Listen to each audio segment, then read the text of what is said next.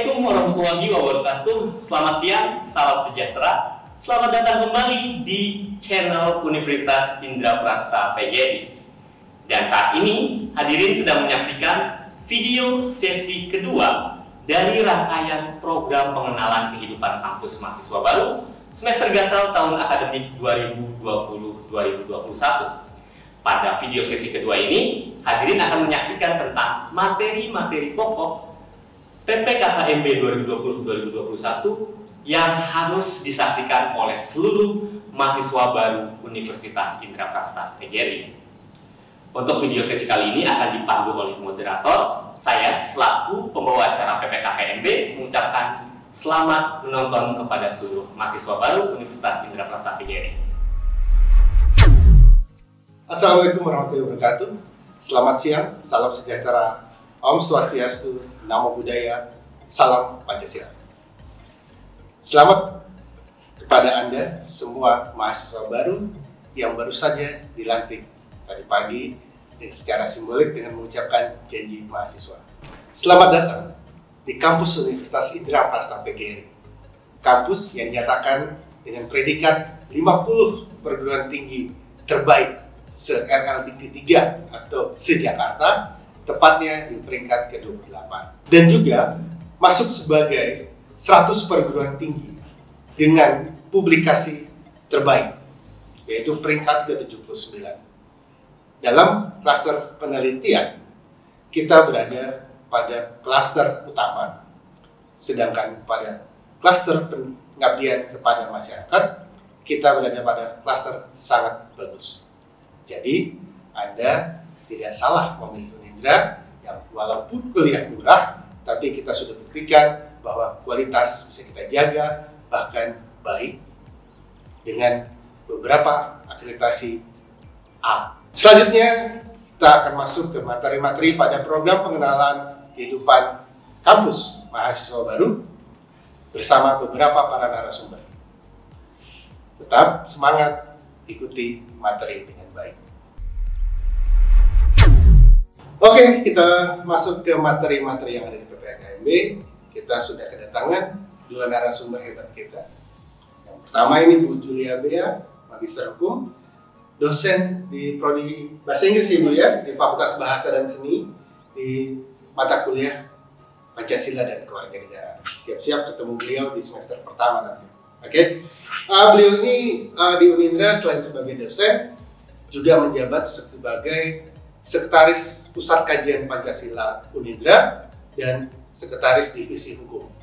Oke, yang berikutnya adalah Pak Tulus. Selamat datang Pak Tulus. Ya, ini dosen paling tulus sepertinya di Unindra ya. Beliau ini dosen di Teknik Industri. Jadi teman-teman yang nanti akan kuliah di Teknik Industri, ingat wajah beliau ya. Samperin, sapa kalau ketemu. Oke. Di materi kali ini kita akan membahas bela negara, kehidupan berbangsa dan bernegara, serta bencana. Wah, ini hal yang menarik. Kita langsung saja berdiskusi. Yang pertama saya akan nanya-nanya sama Bu Bea. Panggilannya Bu Bea, betul ya Bu ya? Akrabnya ya? Oke, Bu Bea. Ini bahasan kita cukup berat ya sepertinya. Bicara bela negara. Ya. Kemarin sempat ada isu bahwa mahasiswa akan ada program wajib militer. Ya. Tapi apakah wajib militer itu satu-satunya program bela negara buat mahasiswa? Nah, mungkin lebih jelasnya lagi atau mungkin biar nggak deg-degan, biar kita lihat penjelasan langsung dari beliau. Silakan, Bu. Ya. Baik, terima kasih Pak Dedi yang baik hati. Jadi kita mulai. Sebetulnya konsep bela negara itu kita jangan berpikirnya itu satu hal yang serius. Dan konsep bela negara itu sebetulnya teman-teman mungkin sudah menjalankannya ya sehari-hari, cuma tidak disadari. Kita jangan menganggap konsep bela negara seperti yang di Korea, seperti yang di Singapura, di mana angkatan mudanya, generasi milenialnya itu wajib militer. Di Indonesia belum, ya belum dibutuhkan untuk saat ini. Nah, disesuaikan dengan kita sekarang. Kalau untuk konsep bela negara saat ini ada 4 langkah. Pertama, dengan diberikan mata kuliah kewarganegaraan, kemudian ada pendidikan latihan dasar militer, kemudian ada keikutsertaan, mungkin teman-teman nanti ada yang mau bergabung di TNI, dan kemudian yang terakhir itu pengabdian sesuai dengan profesi kita Pak Dendi. Itu pilihan ya Bu ya? Pilihan. Oke, silakan mungkin bisa dijelaskan satu-satu Bu. Baik, melalui pendidikan kewarganegaraan. Nah, nanti mungkin teman-teman nanti kita ketemu di mata kuliah kewarganegaraan akan diberikan bagaimana kita mempunyai sikap cinta tanah air yang otomatis yang menimbulkan rasa nasionalisme, kemudian itu bagian daripada implementasi daripada konsep bela negara. Nah, cukup dengan hal yang simpel, yang sederhana, cukup nggak ya wajar ya kalau misalnya mahasiswa kadang-kadang cabut ya Pak Dendi, biasa ya namanya. Adalah titik jenuh, tapi kita bisa melihat kalau kita cukup mengikuti pelajaran dengan baik, mengikuti perkuliahan dengan baik, tanggung jawab terhadap tugas, itu sebetulnya sudah bagian daripada konsep bela negara. Apalagi dengan menampilkan prestasi-prestasi. Jadi jujurnya di Unindra, teman-teman nanti jangan khawatir. Di Unindra itu prestasi tidak hanya akademik ya Pak Dendi, seni bisa, olahraga bisa, apapun. Dengan teman-teman mempunyai prestasi, itu sudah merupakan implementasi dari bela negara. Nah, kemudian nanti ada yang namanya pada saat ada BEM di sini ya Pak Dendi. Pada saat nanti ada pengurusan BEM, pelantikannya untuk ada pengurusannya yang baru, itu biasanya ada dasar militer, latihan dasar kepemimpinan. Yang biasanya itu disisipi dengan ada gaya-gaya militer, tapi bukan militer yang militer 100% tadi. Jadi di situ ya maksudnya kenapa dibikin seperti itu, supaya ada apa? Poin-poin leadership. Kita mulai kita cari dari teman-teman sebagai mahasiswa tuh, kita cari bibit-bibit pemimpin tuh dari situ sudah mulai terlihat. Nah, kemudian mungkin teman-teman nanti ada yang keinginan bergabung dengan masuk ke TNI, nanti itu sudah bagian daripada memasuki konteks bela negara.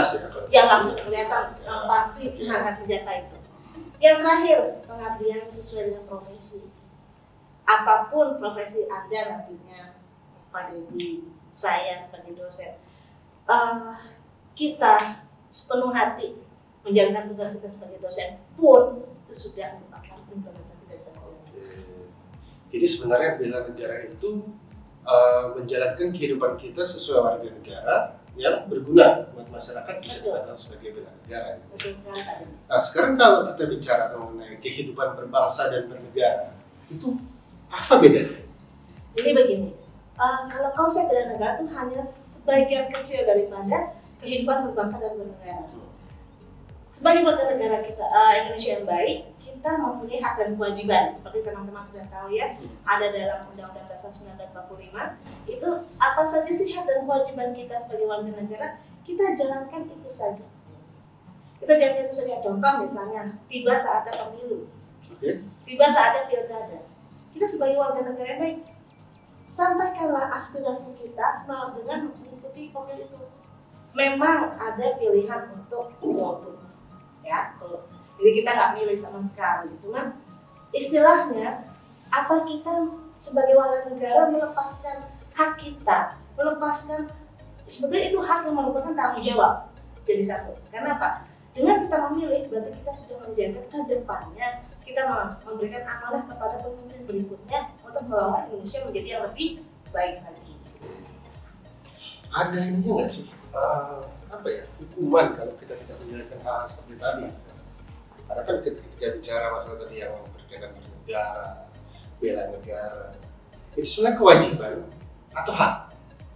Kalau bisa dibilang, kalau memilih itu hak termasuk kewajiban. Kalau bicara mengenai hukuman, kita bisa melihat ini. Hukuman baru ada kalau kita melanggar peraturan. Nah, aturannya apa? Contoh misalnya Indonesia adalah demokrasi. Jadi misalnya teman-teman punya aspirasi yang ingin disampaikan melalui misalnya yang tren lah demo, misalnya. Demo itu boleh atau tidak? Ya boleh. Sesuai pasal 27 Undang-Undang Dasar, kita bebas mengeluarkan pendapat, tapi ada wacananya, ada sarananya, ada wadahnya, ada aturannya. Jadi Kalau kita melanggar aturan itu barulah kita sanksi. Oke, jadi paparan singkat saya pikir cukup jelas, tapi ada yang menarik sebenarnya dari kegiatan yang Buya ini. Ya, di pusat kajian Pancasila itu sering ada kegiatan itu. Saya sering lihat, dapat laporan dari ibu, jalan-jalan ke tempat-tempat ibadah, ya, sampai kemana-mana. Itu apa sih maksudnya? Ngapain itu? Jadi gini Pak Dedi, kalau kita belajar di kelas aja jenuh pastinya. Ya. Kan? Sudah kebayang dari SD, SMP, SMA, kalau kita masuk mata pelajaran pendidikan Pancasila dan Kewarganegaraan pasti masuk topik yang sangat berat dalam tanda kutip maksud saya gitu ya. Karena justru itu kita sebagai dosen memberikan satu pengajaran yang alternatif supaya mahasiswa juga tidak jenuh ada di dalam kelas terus. Kita juga jalan-jalan, tapi bukan sekedar jalan-jalan tadi. Nah, kita menyebutnya wisata bineka. Wisata bineka. Wisata bineka karena begini. Jujur saja, kalau menurut kita dosen PKN dan mungkin teman-teman juga bisa merasakan kalau akhir-akhir ini tingkat intoleransinya bisa dikatakan meningkat, dan itu merupakan sebetulnya hal yang tidak boleh terjadi di Indonesia karena Indonesia itu kita tahu negara paling kaya di dunia ya Pak. Betul. Dengan beragam budayanya, beragam agama, kepercayaan yang ada di Indonesia itu kita harusnya jadi satu. Betul. Karena itu merupakan modal bagi satu negara untuk menuju kemajuan yang pasti ya. Nah, tadi yang tadi bilang wisata bineka ini maksudnya gini Pak, kita itu beribadah sesuai agama kita, ya kita jalankan dengan baik. Tapi jangan sampai kita melihat agama lain itu tidak, oh agama kamu nggak bagus, agama saya bagus. Oh, setiap agama memang bagus karena agama semua datang dari Tuhan, nggak ada yang dari asal yang lain. Nah, jadi kita dosen-dosen PKN itu mengajarkan teman-teman mahasiswa untuk belajar, memahami, menambah wawasan bagaimana kita datang ke tempat ibadah agama yang ada di Indonesia. Dengan kita mengetahui ajaran yang mereka anut, ajaran yang mereka ikuti, itu akan timbul jadi satu pengertian, tidak ada salah pengertian. Jadi masing-masing ya agama saya memang agama yang bagus menurut saya. Mereka pun sama, agama yang bagus menurut mereka ya agama yang mereka anut. Tapi di sini bukan berarti kita tidak boleh membuat perbedaan ini menjadi satu yang krusial, tidak boleh. Lebih baik apa ya kita lakukan. Kita Indonesia bineka tunggal ika. Oh, jadi peserta wisata bineka itu ya multi agama ke semua tempat ibadah ya. Jadi kita datang ke gereja, masjid, kuil, kelenteng, pura. Dan pesertanya semua agama ada. Semua ada. Jadi itu juga termasuk bagian dari cara pencegahan dan penanggulangan intoleransi, radikalisme dan terorisme ya. Penyebaran paham-paham yang bertentangan dengan Pancasila. Nah, ini juga kemudian yang perlu mungkin kita pahami. Buat apa sih di Unindra itu ada divisi hukum? Kan begitu ya. Karena divisi hukum ini termasuk baru di Unindra. Betul ya, sudah sekitar 2 tahun. Nah, sekarang mungkin bisa menjelaskan apa sih peran divisi hukum di Unindra itu berkaitan dengan kehidupan kampus dulu. Baik, jadi mungkin buat teman-teman begitu masuk menjadi keluarga besar Unindra, jangan pernah takut ada di kehidupan kampus di Unindra. Semua yang ada di Unindra itu dijamin dengan adanya aturan. Kita punya kode etik tadi. Kode etik tidak hanya untuk mahasiswa, tapi untuk dosen, karyawan semua. Jadi buat apa sih kode etik itu? Mungkin teman-teman bertanya buat apa ada kode etik? Itu untuk mengatur supaya jalannya kehidupan kampus di Unindra itu sesuai dengan aturan. Jadi kalau ada salah satu pihak yang merasa mohon maaf haknya dilanggar atau mungkin dia tidak berani karena mungkin menyangkut tidak sama mahasiswa bisa, atau ada unek-unek terhadap dosennya, itu bisa datang ke tempat kita untuk memberikan konsultasi, mungkin bantuan atau misalnya Bu, kok dosen saya begini ya Bu, tapi secara hukum ya, kalau secara akademis itu mungkin awalnya mungkin bisa kita lewat PA, lewat prodi. Nah, tapi kalau udah bersinggungan dengan hukum, monggo. Misalnya seperti apa nih bersinggungan dengan hukum? Contoh misalnya gini, kita dengar lah di kampus lain, moga-moga di Indonesia tidak ada ya, ada pelecehan. Antara mungkin dosen ke mahasiswa atau seperti apapun. Nah, kita nggak mau hal itu terjadi. Nah, itu bisa kita bantu. Jadi teman-teman itu kuliah di sini tuh akan merasa aman karena diayomi oleh adanya aturan. Oke, menarik ya. Oke, sekarang biar nanti Pak tunggu sudah kelihatan kita ganti dulu ke Pak. Siap. Oke, Pak Tulus, ini materinya yang mungkin nggak terlalu terbayang sebenarnya, tapi sebenarnya ini ada di sekitar kita, terutama kita yang tinggal di Indonesia, mengenai bencana. Ya. Negara Indonesia ini negara yang rawan bencana, betul ya Pak Tulus?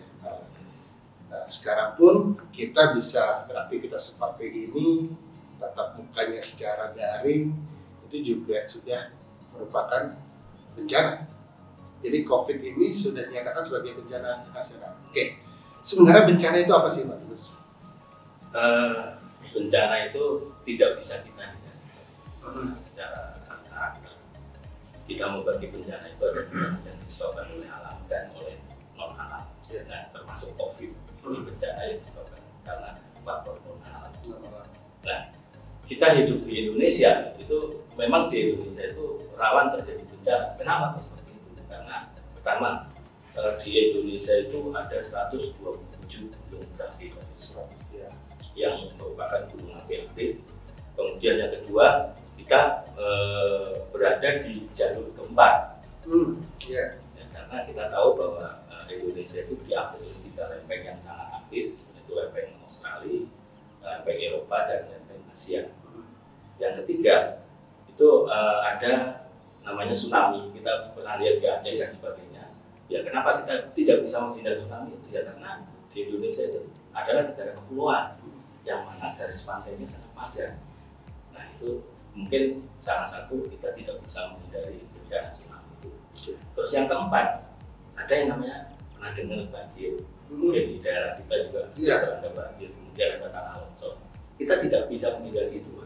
Kenapa? Karena Indonesia ini lagi negara tropis, di mana ada musim hujan, ada musim kemarau dan sebagainya. Nah, kita sebagai warga negara Indonesia, bagaimana sih penanggulangan bencana itu?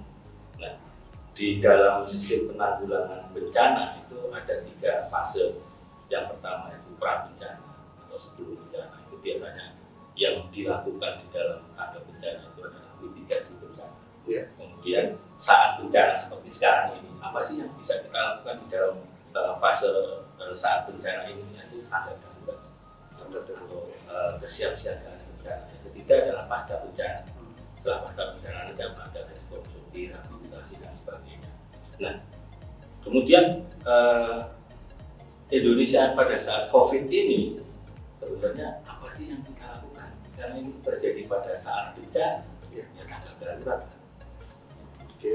Oh, bagaimana kita menyikapi adanya pandemi ini yang merupakan pandemi nasional? Bagaimana kita menghadapi pandemi itu? Kira-kira apa? Ya, kesiapan kita untuk menanggulangi jangan sampai itu meluas. Gitu. Kalau bicara kesiapan kita, berarti harusnya sudah ada sistem. Ada sistem. Seperti apa? Misalkan ada 3M. Nah, itu kan salah satu juga untuk kesiapsiagaan. Ini 3M yang mana nih? Kalau uang kan meraba, melihat, menerawang, ya. Bukan ya? Memakai masker. Memakai masker. Cuci tangan, menjaga jarak, seperti yang disampaikan oleh dianjurkan oleh pemerintah. Itu salah satu kesiapsiagaan atau tangga darurat yang kita hadapi di dalam masa bencana. Jadi kalau dikaitkan tadi dengan bela negara itu kita mengikuti sistem itu juga termasuk kegiatan bela negara ya Bu ya. Nah sekarang gini, kita sebagai akademisi, dosen, kita dosen, ada teman-teman mahasiswa, peran yang paling sederhana itu selain tadi mengikuti anjuran pemerintah protokol kesehatan, apa gitu? Kalau peran sebagai akademisi kita tidak bisa terlepas dari tidak. Itu bisa kita integrasikan dengan pertama adalah pembelajaran. Bagaimana kita memberikan suatu pembelajaran tentang kesiapan kita menghadapi suatu bencana. Memberikan suatu informasi baik dosen maupun mahasiswa juga bisa kepada masyarakat. Yang kedua, di dalam masa bencana ini atau saat bencana ini kesiapsiagaan apa? Yaitu pembelajaran dengan daring, kemudian semuanya serba online itu sudah mendapat katakan terintegrasi dengan tidak. Kemudian yang kedua adalah pengabdian masyarakat. Apa yang kita lakukan? Ya pada saat bencana kita membantu apa yang dibutuhkan oleh masyarakat yang terkena bencana itu. Membantu misalkan ada sumbangan, ada kemudian untuk penelitian ya kita bisa meneliti daerah-daerah yang rawan bencana. Bagaimana kemungkinannya misalkan Jakarta ini daerah yang rawan banjir itu di mana, itu bisa kita lakukan di dalam penelitian melihat potensi. Baik, mungkin seperti ini yang dilakukan oleh teman-teman kita mahasiswa, ada yang menjadi relawan, dosen-dosen, ada yang melakukan pengabdian masyarakat kepada para pelaku UMKM, bagaimana cara meningkatkan potensi mereka, bagaimana meningkatkan penjualan mereka di era pandemi. Itu yang dilakukan. Itu sudah merupakan sistem dari penanggulangan bencana sebenarnya. Itu diskusi singkat kita yang mudah-mudahan memberikan pencerahan. Karena nanti selanjutnya rekan-rekan mahasiswa akan lebih banyak berinteraksi dengan para dosen untuk mendapatkan pengetahuan dari luas. Nah, sebelum kita akhiri nih, Bu Bea, Pak Tulus, berikan sedikit pesan-pesan buat teman-teman mahasiswa baru kita, kesiapannya masuk Unindra, terutama yang berkaitan dengan bagaimana sih sikap kita sebagai mahasiswa dalam masuk ke dalam kehidupan kampus, berkaitan dengan karakter, menghargai dosen, teman, atau apapun, terutama ini sekarang kan akan dilakukan secara daring kuliahan, di mana sangat sensitif kalau kita bicara dari interaksi kita, komunikasi secara daring itu mungkin saya bilang lebih tidak terkontrol. Ya kan, kita tahu perilaku yang dikatakan netizen itu bisa seenak-enaknya saja, itu tidak memandang siapa yang dikomentarin, orang yang lebih tua, orang yang lebih apa. Nah, mungkin dari sisi ini juga mungkin bencana kali ya Pak ya kan, bagaimana secara moral generasi muda ya kan di era internet gitu. Nah, sekarang dari sudut pandang Ibu Bea dan Pak Tulus, apa pesannya buat menghadapi seperti ini?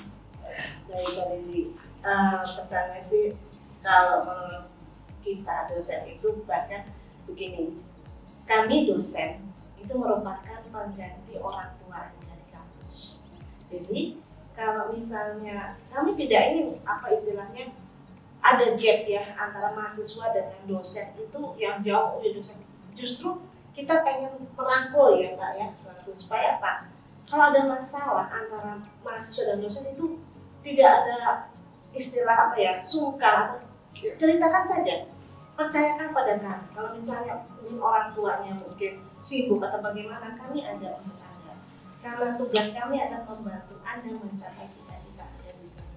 Nah, yang kedua adalah kami siap membantu Anda untuk istilahnya mewadahi ide-ide Anda yang mungkin ada, saya punya ide ini, cuma saya bingung kemana ya. Kita udah siap.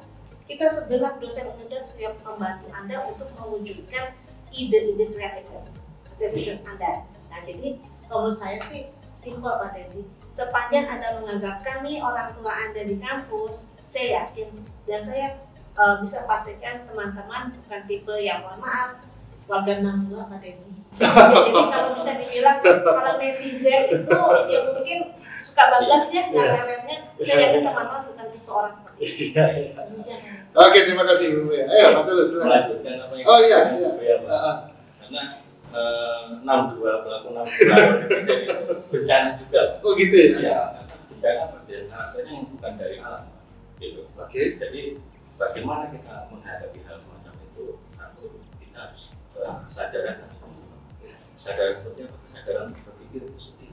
Iya. Oke. Setelah kita sadar dan berpikiran positif, kemudian kita optimis. Di masa pandemi ini kita harus optimis. Optimis itu apa? Untuk melakukan hal-hal yang produktif. Demikian Pak. Jadi tadi sudah mendengar ya, kita sudah masuk ke dunia kampus, dunia pendidikan tinggi. Mulai menjaga sikap di internet, karena tadi disampaikan Pak Tulus, perilaku yang enggak enggak sopan atau julid yang negatif itu ternyata bencana. Ya, bencana buat negara kita juga Ibu ya, buat masa depan negara kita. Oke, ini saya baru teringat, tidak sengaja menghadirkan kedua narasumber yang pernah membantu masyarakat. Ya, jadi 3 atau 4 tahun yang lalu, Bu Bea dari Divisi Hukum dan Pak Tulus pernah membantu masyarakat di satu wilayah. Begitu ya, yang ketika di Kebumen untuk menyelamatkan alam. Ya. Betul ya Pak ya. Jadi waktu itu di daerah Kebumen tepatnya ada Gunung Kapur, Gunung Gamping yang dimana alamnya sangat indah, di bawahnya ada sungai yang airnya jernih, itu terancam musnah, terancam dihancurkan untuk kepentingan apa kalau bisa dibilang itu? Kepentingan orang-orang yang tidak bertanggung jawab lah. Kita di Unindra membantu masyarakat di sana sehingga daerah yang tadinya terancam hilang keindahannya sekarang sudah dalam proses pengajuan sebagai geopark internasional yang akan diajukan ke UNESCO di akhir tahun ini. Dan saat ini daerah tersebut juga sedang disusun oleh tim dari Unindra untuk dirancang menjadi sebuah desa wisata. Jadi harapan kami, teman-teman calon mahasiswa baru dan mahasiswa lama, ayo kita sama-sama besarkan Unindra, aktifkan diri kita untuk lebih bermanfaat bagi masyarakat sebagai bentuk bela negara kita kepada negara. Mungkin itu yang bisa kita sampaikan. Sampai nanti di materi berikutnya, tetap ada di sini. Ikutin program PPKMB ini sampai tuntas. Oke, sekian. Terima kasih Ibu Bea dan Pak Tulus. Sehat selalu.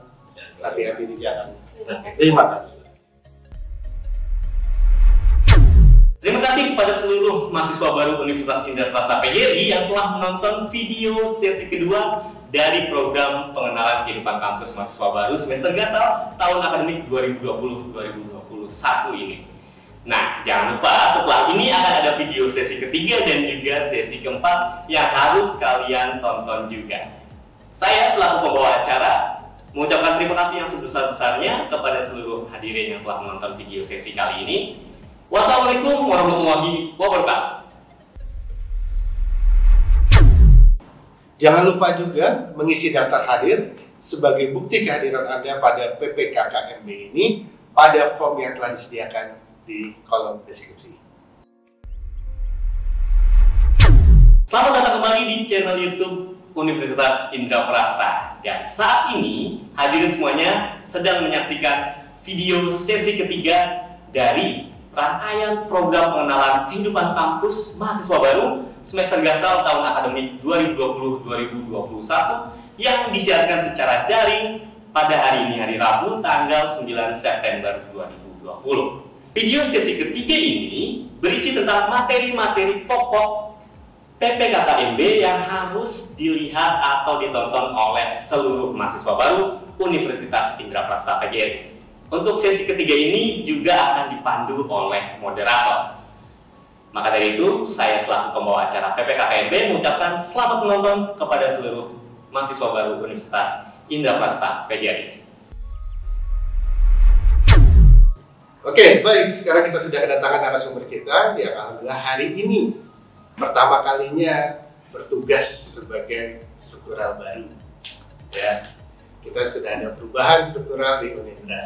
Perkenalkan Bapak Irwan Agus sebagai Wakil Rektor 1 Bidang Akademik Universitas Indra Prasta PGRI, dan juga Bapak Dr. Taufik Kemum sebagai Dekan Fakultas Ilmu Pendidikan dan Pengetahuan Sosial. Oke, pagi ini kita akan membahas banyak hal dengan kedua bapak-bapak ini. Yang pertama, kita akan diskusi dengan Pak Irwan Agus yang berkaitan dengan sistem pendidikan tinggi di Indonesia. Kita tahu banyak jenis sistem perguruan tinggi di Indonesia, tapi kita akan dengar langsung penjelasan dari Pak Irwan mengenai sistem pendidikan di Indonesia yang ada beberapa jenis dan di mana posisi Universitas Indra Prasta PGRI. Silakan Pak Irwan. Baik, terima kasih Pak Deti. Assalamualaikum warahmatullahi wabarakatuh. Sebelumnya kita sapa mahasiswa baru kita. Silakan. Selamat datang kepada adik-adik mahasiswa baru Unindra. Hari ini saya diminta oleh Pak Dendi untuk menjelaskan tentang perguruan tinggi. Dipahami bahwa di Indonesia bentuk-bentuk perguruan tinggi bermacam-macam. Dimulai dari universitas. Universitas adalah perguruan tinggi yang menyelenggarakan berbagai bidang ilmu akademik dari berbagai macam disiplin ilmu. Kemudian ada lagi institut. Institut adalah perguruan tinggi yang menyelenggarakan satu rumpun bidang ilmu dan bidang akademik. Kemudian ada lagi sekolah tinggi, itu menyelenggarakan satu bidang ilmu. Kemudian ada akademi. Akademi adalah penyelenggara vokasi. Dia menyelenggarakan program diploma, ya, dan dia menyelenggarakan satu disiplin bidang ilmu. Kemudian politeknik. Politeknik itu juga bidang vokasi, tapi perbedaannya dia berbagai bidang ilmu. Nah, itu perbedaan antara politeknik dengan akademi. Nah, untuk di bidang pendidikan, kita ini ada mulai dari strata 3, strata 2, strata 1, diploma 4, diploma 3, diploma 2, dan seterusnya. Dan untuk bidang profesi, itu ada spesialis 1, spesialis 2, dan spesialis 1, spesialis 2, ya, spesialis 1 dan spesialis 2. Kemudian, untuk Unindra, kenapa Unindra menjadi universitas? Barangkali sudah dilihat dalam profil Unindra, diawali dari STKIP, kemudian memilih menjadi universitas. Ini karena Unindra itu menyelenggarakan pendidikan akademik. Dan saat sekarang ini kita baru mampu, ya saya katakan baru mampu, kita menyelenggarakan program S1 atau strata 1 dan program strata 2. Dan mohon doanya kepada semua adik-adik mahasiswa, kita akan menyelenggarakan program S3 dalam waktu dekat. Mudah-mudahan semua ini berjalan dengan lancar. Itu barangkali pada terima kasih. Oke, itu tadi penjelasan mengenai jenis-jenis pendidikan tinggi. Dan kita adalah universitas yang bisa menyelenggarakan berbagai macam jenis pendidikan. Betul ya, Pak Irwan? Nah, kemudian ini yang sejak pemerintahan yang baru, Mas Menteri kita itu giat banget mempunyai program Kampus Merdeka, Merdeka Belajar. Itu apa sih sebenarnya, Pak? Oke.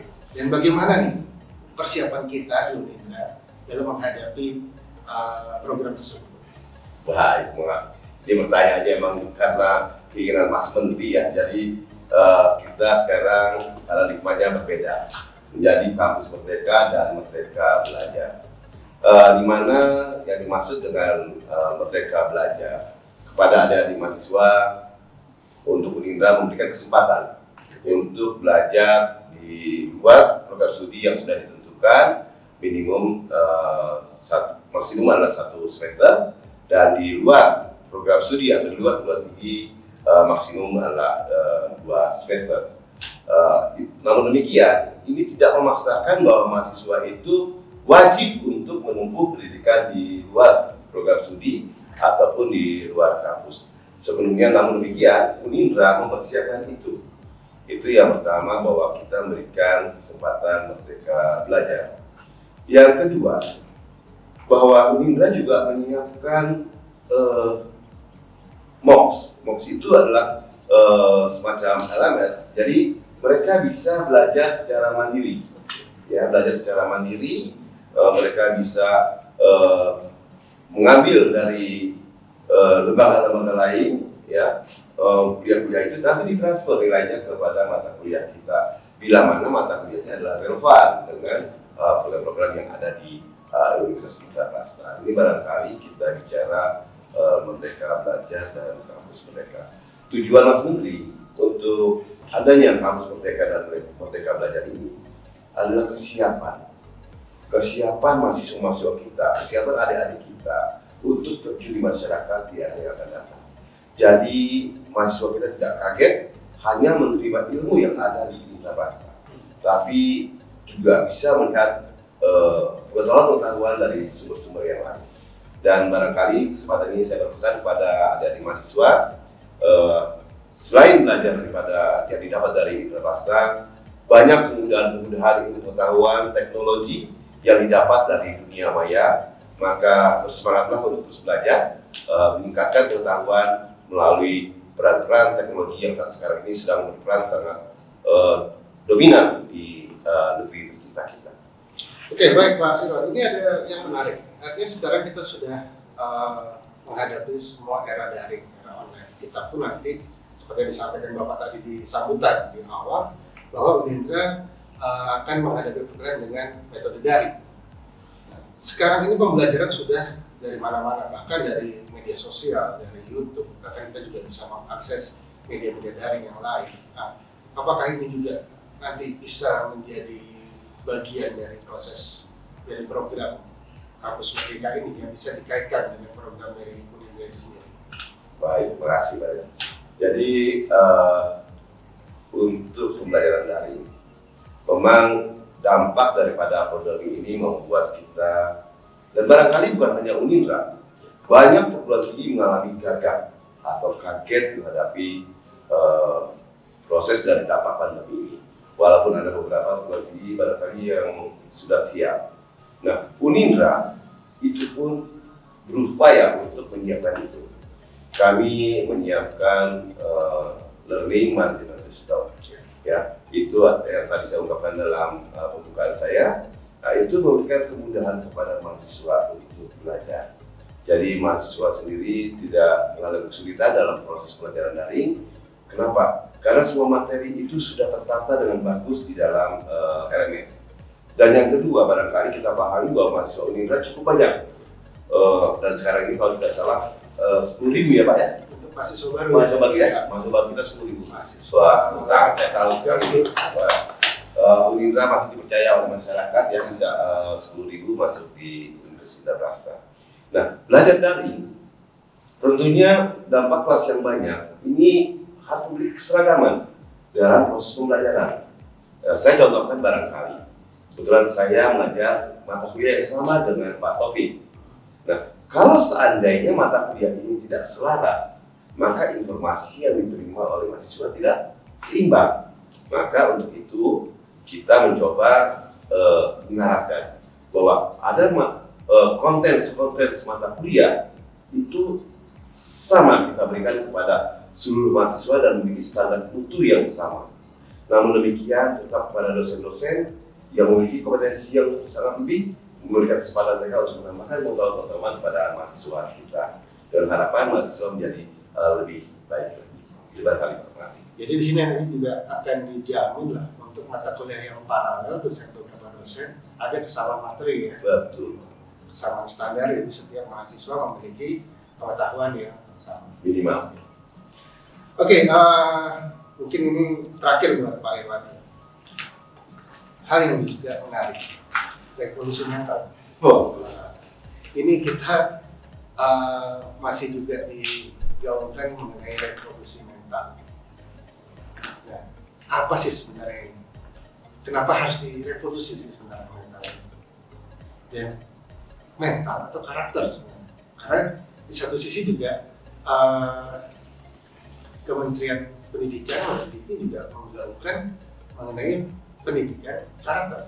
Nah, mungkin bisa dijelaskan.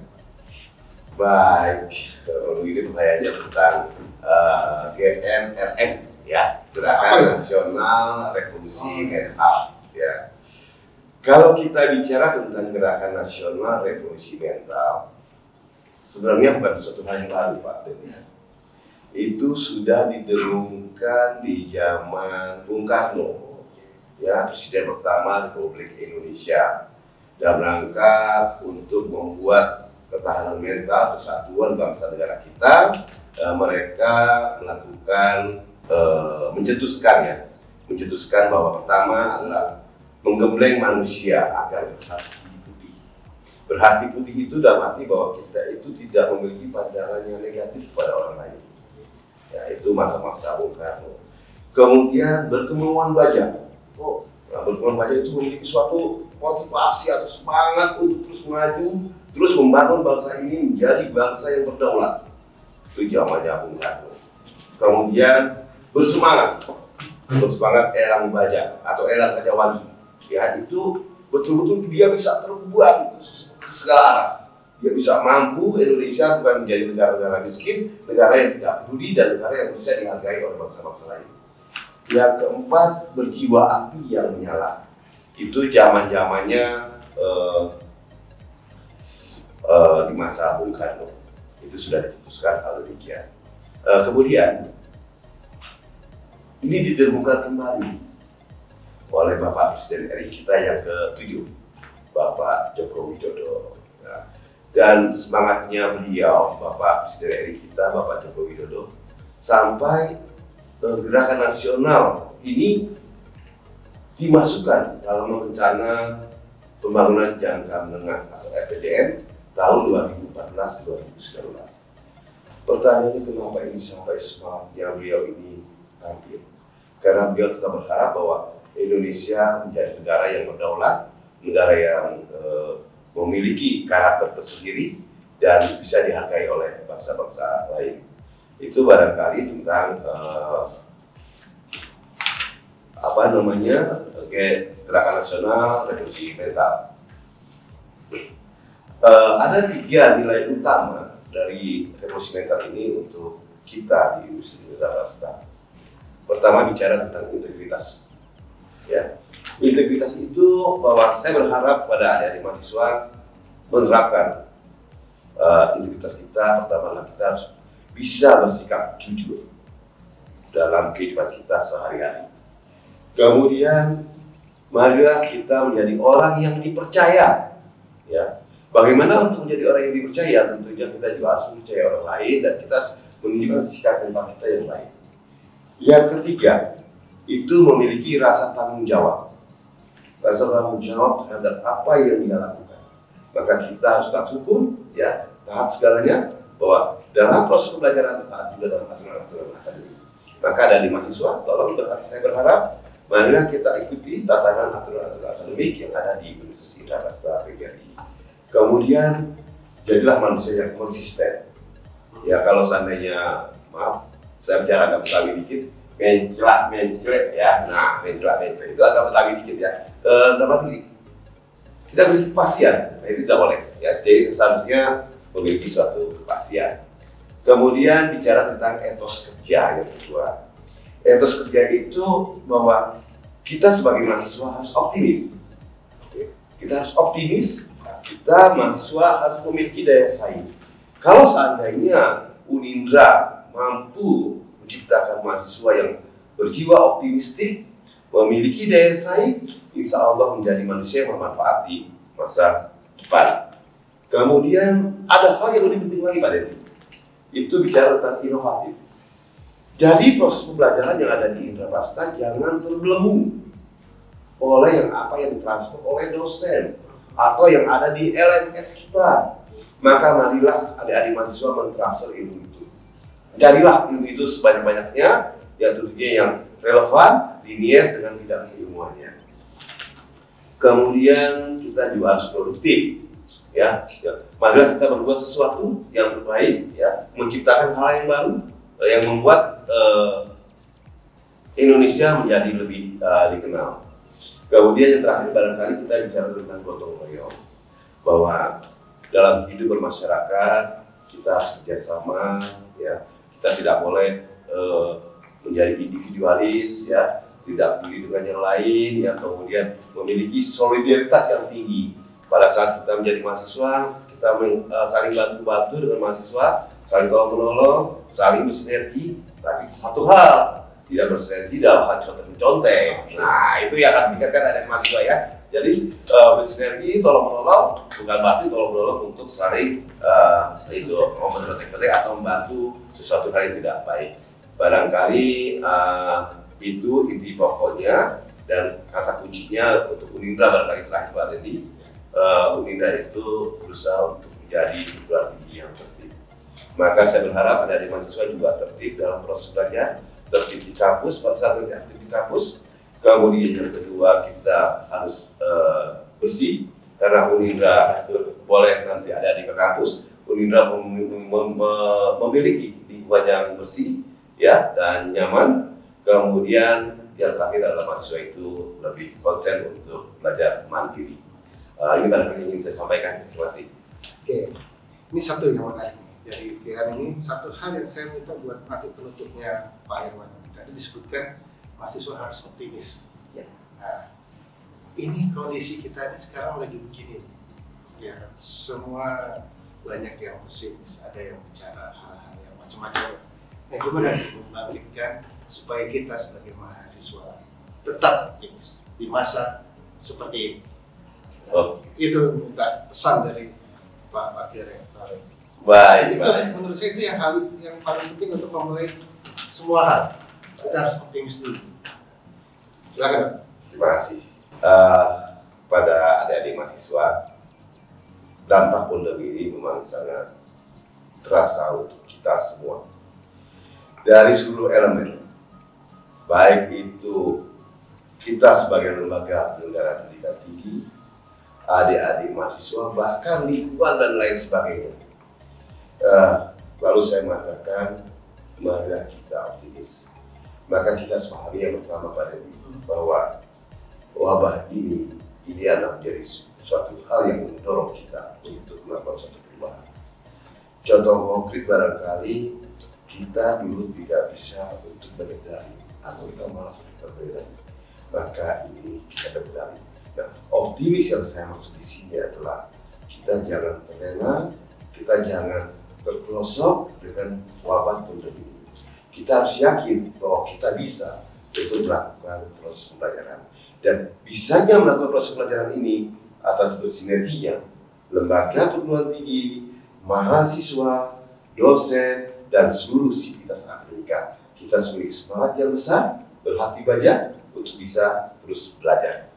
Oke, terima kasih Pak Irwan. Demikian pemaparan dari Pak Irwan, mudah-mudahan menjadi bekal buat kita semua dalam menghadapi masa baru, masa menjadi mahasiswa. Nah, Pak Irwan jangan kemana-mana dulu ya. Kita masih lanjut bersama Pak Taufik nih, ditemenin nih Pak Taufik. Oke, kita lanjut di bahasan berikutnya, yaitu revolusi industri 4.0 dan perguruan tinggi. Nah, yang menarik untuk narasumber kita ini, Pak Dr. Taufik, masih fresh ini dokternya, disertasinya membahas tentang ini, tentang revolusi industri 4.0. Betul ya Pak Taufik ya? Alhamdulillah. Nah, sekarang ini juga banyak orang yang mempertanyakan sebenarnya revolusi industri 4.0 ini apa sih? Apa cuma sekedar online aja yang dibilang seperti itu gitu kan? Tapi yang saya minta Pak Taufik membahas ini adalah implementasinya dalam perguruan tinggi. Mungkin dulu lebih jelaskan, nanti kita bisa diskusi. Oke, baik. Terima kasih Pak Dendi. Salam untuk seluruh mahasiswa Unindra. Assalamualaikum warahmatullahi wabarakatuh. Salam sejahtera untuk kita semua. Semoga selalu dalam lindungan Allah Subhanahu wa Ta'ala. Menjawab pertanyaan Pak Dendi, bicara revolusi 4.0 maka tidak bisa kita lepaskan dari apa itu revolusi. Revolusi itu kan perubahan yang mendasar dalam masyarakat. bahkan disebut dalam negara revolusi. Dan revolusi ini terjadi karena ada yang berpikir. Ada orang yang berpikir keras apa yang harus dirubah. Dan berpikir ini karena ada fenomena. Fenomena itu bersifat persoalan. Nah, persoalan-persoalan ini muncul di dalam masyarakat. Dalam sepanjang sejarah umat manusia, lebih khusus di zaman modern ini, sudah terjadi 4 kali revolusi yang sangat mendasar. Pertama tahun 1760-an, ketika ditemukan mesin uap, itu dikenal dengan revolusi manufaktur. Produktivitas meningkat, di mana orang Eropa mencari bahan baku ke berbagai macam wilayah untuk mengolah menjadi produk yang mereka butuhkan. Kemudian dan mereka dapat di berbagai belahan dunia, termasuk Indonesia. Sementara kalau kita lihat Indonesianya di tahun 1700-an seperti apa? Kita masih dijajah Belanda itu. Jadi cocok nih yang orang sejarah. Kemudian yang kedua tahun 1870-an, ketika industri baja meningkat dan di situ dikenal dengan revolusi teknologi. Di revolusi teknologi ini listrik ditemukan. Jadi jalan-jalan rel kereta di Indonesia juga dimulai. Jadi inilah penyebab manusia berubah akibat fenomena alam juga kan. Akibat fenomena di mana dia melihat misalnya distribusi barang dari satu tempat ke tempat yang lain itu butuh teknologi. Nah, selanjutnya hampir 100 tahun berikutnya, 1970-an dikenal dengan revolusi informasi, di mana komputerisasi berkembang di tahun 69 akhir gitu, dikembangkan revolusi itu, teknologi komputer pertama itu menyebabkan sesuatu yang tadinya harus manual menjadi komputerisasi. Dan yang unik, perkembangan umat manusia itu revolusinya sangat kuat, tidak sampai 100 tahun, dari tahun 1969 atau 1970-an, di 2017-16 akhir, muncullah revolusi yang keempat, di mana dikenal dengan revolusi digitalisasi yang sekarang ini berkembang. Nyambung dengan yang Pak Irwan sampaikan, bahwa online daring itu sebuah kewajiban bagi perguruan tinggi.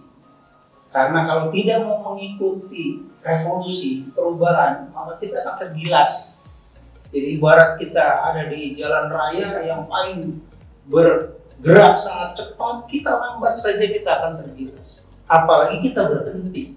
Oleh karenanya Unindra memiliki kelebihan, kita memiliki orang-orang yang kreatif, inovatif, mengembangkan seluruh aspek-aspek yang dapat memenuhi unsur pembelajaran lebih baik secara digital, saya kira itu sejarah.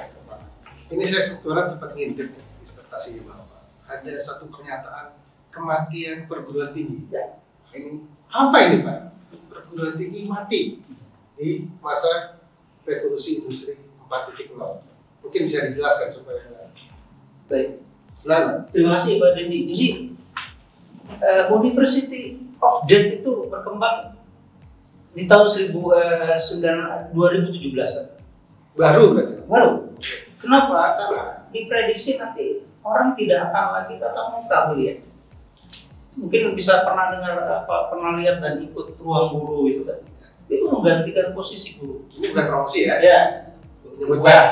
Nanti bisa jadi nanti mahasiswa Unindra yang dari informatika membuat ruang guru versi yang terkini karena terus akan terjadi perubahan-perubahan masyarakat. Nah, University of Death itu terlihat dari munculnya konsep-konsep belajar daring. Jadi universitas akan kewalahan, akan menghadapi persoalan sekarang begini. Pak Irwan tidak perlu ke kampus kan untuk mendapatkan informasi apa itu misalnya IoT atau Internet of Things itu. Jadi tidak perlu, Bapak cukup dari rumah. Bapak mau pesan sesuatu cukup dari rumah, atau mendapatkan pengetahuan cukup dari rumah. Nah, universitas yang tidak mampu mengikuti perkembangan ini akan nanti dengan sendiri.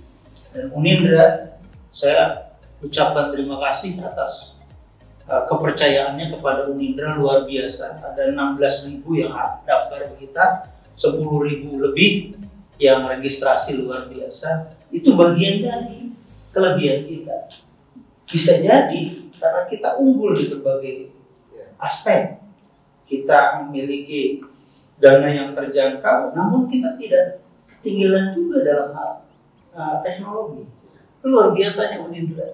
Jadi saya pikir ini harus dikembangkan terus supaya Unindra tidak isdet, ya. Unindra tetap eksis di masa-masa yang akan datang. Muncul nanti para mahasiswa yang lebih kreatif dari generasi sekarang, di revolusi entah disebut 5.0, 6.0, silakan, karena teknologi semakin berkembang pesat. Kalau kita terdiam, jangankan terdiam, kita bergerak lambat saja akan dihantam oleh arus pergerakan informasi kemajuan teknologi. Nah ini tadi Bapak sampaikan, revolusi atau perubahan itu karena ada fenomena sosial. Nah ini revolusi industri tadi disampaikan sudah, revolusi industri 4.0 sudah dimulai 2017, berarti sudah mulai. Nah, kemudian 2020 ini kita terhempas oleh COVID. Nah ini gimana nih? Apakah memang itu hal yang mendukung atau memang ini suatu hal kebetulan yang mempercepat proses perubahan ini? Pertanyaan yang menarik nih Pak Denny. Saya nyambung dari Pak Irwan, Pak Warek tadi sampaikan. Betul, ini terkait juga dengan disertasi saya tentang komitmen profesi dosen. COVID ini justru semakin memberikan kita ruang yang lebih luas untuk lebih menggali teknologi. Karena kalau kita masih menggunakan teknologi lama, maka kita akan tertinggal. Bahwa COVID memang betul sebuah suasana yang membawa shock culture, kekagetan berbudaya orang itu. Jadi banyak orang yang galau lah dalam kehidupan sehari-harinya. Tapi tidak boleh demikian, tadi sudah disampaikan Pak Irwan. Saya tambahkan juga, konsepnya adalah kita harus berpikir positif. Akan menghasilkan optimisme. Optimisme akan menghasilkan produktivitas. Jadi produktivitas itu bagian dari berpikir bisnis kita. Jadi berpikir positif, optimis, lalu produktif. Unindra, alhamdulillah, awal-awal kita juga agak khawatir bagaimana ini mahasiswa baru kita, baru tahun sendiri, Pak Irwan tahu sendiri, tapi kita bekerja siang malam, bahkan Pak Irwan berpikir keras di jam-jam dini hari bagaimana Unindra ini ke depan dengan tim kita semua ya Pak. Artinya itu adalah bagian orang yang optimis, tidak menyerah dengan keadaan bahwa COVID memang musibah, tapi di balik musibah ada hikmah. Itulah yang disebut dengan optimis. Jadi berpikir positif dulu. Kalau orang berpikir negatif, dia akan kami menyerah saja. Oh kami tidak. Nah tim luar biasa, Pak Irwan, Pak Denny dengan teman-teman semua itu akhirnya menghasilkan sebuah peristiwa di hari ini, di mana kita dapat alhamdulillah masih segitu besar mahasiswanya, bahkan masih ada 5.000 teman-teman kalian yang di luar sana. Mohon maaf tidak bisa kita masuk bergabung dengan Unindra karena keterbatasan tempat kita. Itulah hikmah dari COVID itu. Kita menjadi lebih berpikir positif, optimis, dan produktif. Saya kira itu Pak. Ya, termasuk ini ya Pak ya. Kita sekarang berkumpul secara online. Iya. Ya karena hikmah dari COVID. Ya. Jadi kita punya acara nih. Ya. Tapi saya tadi mau memberikan penekanan yang disampaikan Pak Taufik. Mahasiswa kita, calon mahasiswa sangat banyak, antusias. Dari 14.000 betul ya Pak ya? 15.000. Yang kita terima 9.000. 10.000. 10.000. saya pikir bukan hanya karena Unindra itu murah, tapi saya yakin Unindra bagus. Nah ini dibuktikan. Kita baru dapat kabar bahwa Unindra masuk 50 besar perguruan tinggi terbaik di Jakarta, bahkan di peringkat 28. Itu membuktikan bahwa kuliah murah itu juga bisa bagus, bahkan bisa sangat bagus. Terbukti lagi prestasi lain adalah untuk penelitian kita, Pak Iwan. Kita berada di klaster utama, dan sedangkan untuk prestasi pengabdian masyarakat dosen berada di klaster sangat unggul, sangat bagus. Bahkan untuk klaster pengabdian masyarakat dosen kita berada di klaster sangat bagus. Jadi ini kita membuktikan bahwa pendidikan murah bagus itu bisa. Betul ya Pak Dam ya? Jadi yang sering saya sampaikan kepada mahasiswa, kalau pendidikan mahal bagus wajar, pendidikan murah jelek wajar. Ini Unindra udah murah tapi bagus, luar biasa. Oke, sekarang kita lanjut ke Pak Taufik. Tadi saya sendiri ini yang banyak ngomong ya kan. Nah, kembali ke masalah tadi revolusi industri 4.0. Saya masih penasaran dengan penelitiannya Pak Taufik ya. Nah, kemudian apa sih yang dilakukan oleh perguruan tinggi, terutama masalah social responsibility, tanggung jawab sosial, ya kan? Karena perguruan tinggi ini ya bisa dibilang punya tanggung jawab yang besar terhadap masyarakat. Nah, mungkin bisa dikasih bocoran hasil penelitian Bapak. Baik, terima kasih Pak Dendi. Terkait juga dengan penelitian saya terakhir ya kan, komitmen profesi. Social responsibility ini bagian terpenting, apalagi di zaman COVID. Gini, kita sering mendengar mahasiswa itu sebagai agent of change, agen perubahan, agent of development, agen pembangunan, dan harus memiliki kepekaan. Nah, dalam hal social responsibility ini, mahasiswa diharapkan mampu peka melihat sekitar. Karena kita bukan ada di Menara Gading sekarang. Di revolusi industri 4.0 itu kita harus turun ke bawah, melihat apa yang ada di lapangan. Ahli ekonomi misalnya, ahli psikologi, ada BK kita, ada konselor, apa yang dikenal UPBK, unit pelayanan dini muslim, itu mengamati betul Pak. Ada mahasiswa kita yang persoalan ekonomi itu ditelusuri, dan sekarang harus ada muncul ide-ide kreatif yang inovatif ya. Misalnya ibu-ibu ketimbang ada di rumah, dia bisa manfaatkan lahan kecilnya dengan menggunakan pot-pot kecil untuk menanam. Itu bagian dari social responsibility. Ibu-ibu itu tidak akan paham kalau kita tidak berikan penyuluhan. Nah, itu pengabdian masyarakat. Nah, agar kerjasama dengan Pemda, saya sedang menggalang kerjasama dengan Pemda Kota Depok supaya Pemda mengatur regulasinya, perusahaan memberikan keuangannya. Jadi perguruan tinggi punya ilmunya, Pemda mengatur regulasinya, perusahaan membantu karena ada CSR. Nah, disitulah sinergi bagian dari social responsibility. Unindra di Pemda Kota, di pemerintahan DKI sudah sangat dikenal. Bapak masih ingat apa itu hadiahnya? Sebagai kampus yang peduli terhadap masyarakat. Luar biasa, memang sangat peduli.